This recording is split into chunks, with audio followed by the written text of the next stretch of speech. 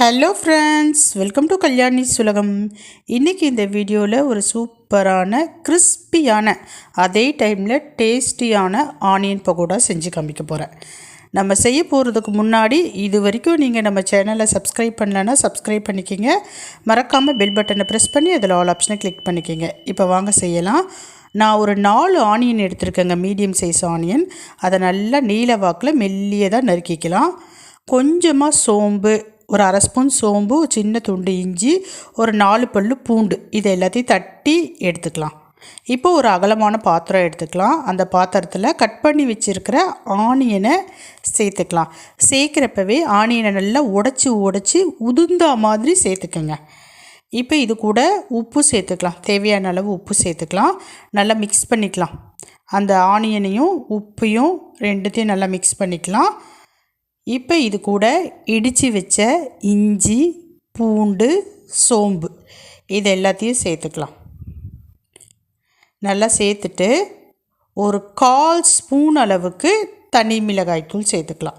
மிளகாய்த்தூள் நிறைய சேர்க்கக்கூடாது, நம்ம பச்சை மிளகாய் வேறு சேர்க்க போகிறோம்.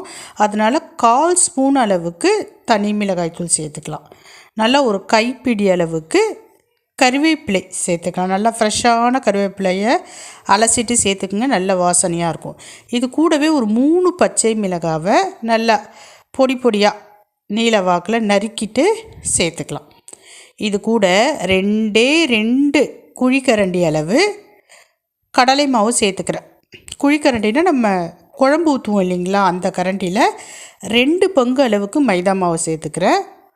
அதே கரண்டியில் 1/4 பங்கு அளவுக்கு கார்ன்ஃப்ளவர் மாவு சேர்த்துக்கிறேன். கார்ன்ஃப்ளவர் மாவு இல்லைன்னா பச்சரிசி மாவு கூட சேர்த்துக்கலாம். இப்போ இது எல்லாத்தையும் சேர்த்த பிறகு மிக்ஸ் பண்ணிக்கலாம். நான் வீடியோவில் காமிச்சிருக்கேன் பாருங்கள், அந்த மாதிரி மிக்ஸ் பண்ணிக்கிங்க. இப்போ ஒரு முக்கியமான பொருள் சேர்க்க போகிறேங்க.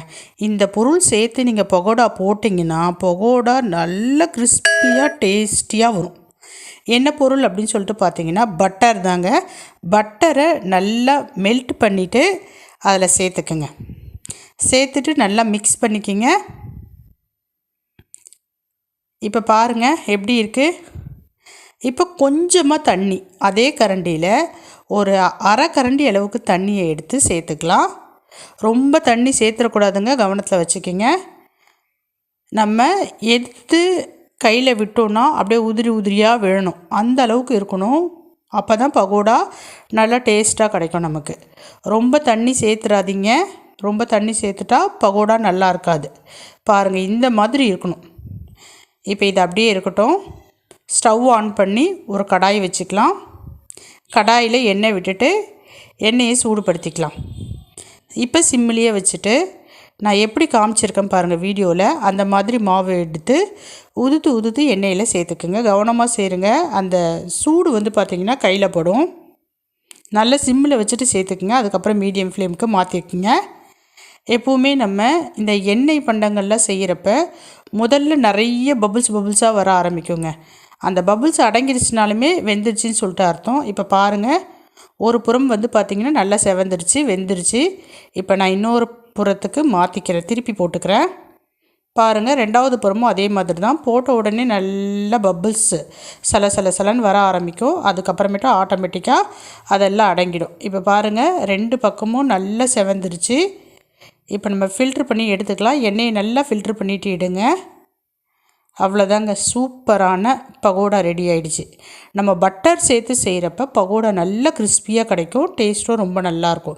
வாயில் போட்டோன்னா கரையிறதே தெரியாது, அந்த அளவுக்கு பார்த்திங்கன்னா நல்ல ஒரு கிறிஸ்பியாக இருக்கும். பட்டர் சேர்த்து ட்ரை பண்ணுங்கள், பகோடா ரொம்ப சூப்பராக வரும். அப்படியே நம்ம பேக்கரியில் நம்ம பார்த்திங்கன்னா ஸ்வீட் ஸ்டாலில் இருக்கும் இல்லைங்களா, அதே மாதிரி டேஸ்ட்டில் தான் இருக்கும். அதை விட சூப்பராகவே இருக்குங்க. நம்ம இனிமேல் கடையிலே வாங்க வேணாம், வீட்லேயே செஞ்சுப்பீங்க. அதே மாதிரி ஒரு 5-10 நிமிஷம் கூட ஆகாது செய்கிறதுக்கு, டக்குன்னு செஞ்சு முடிச்சிடலாம். மழைக்கேற்ற ஒரு சூப்பரான ஆனியன் பகோடா ரெடி ஆகிடுச்சு. இப்போ நான் செகண்ட் பேட்ச் சேர்த்துக்கிட்டு இருக்கேன். பாருங்கள், இந்த செகண்ட் பேட்சும் அதே மாதிரி தான். 2 சைடும் வெந்துருச்சுன்னா ஃபில்ட்ரு பண்ணிவிட்டு எடுத்துடலாம். பாருங்கள், 2 கரண்டி மாவில் கிட்டத்தட்ட 1/4 கிலோவுக்கு மேலே பகோடா எனக்கு கிடச்சிது. ரொம்ப டேஸ்ட்டாக இருந்தது.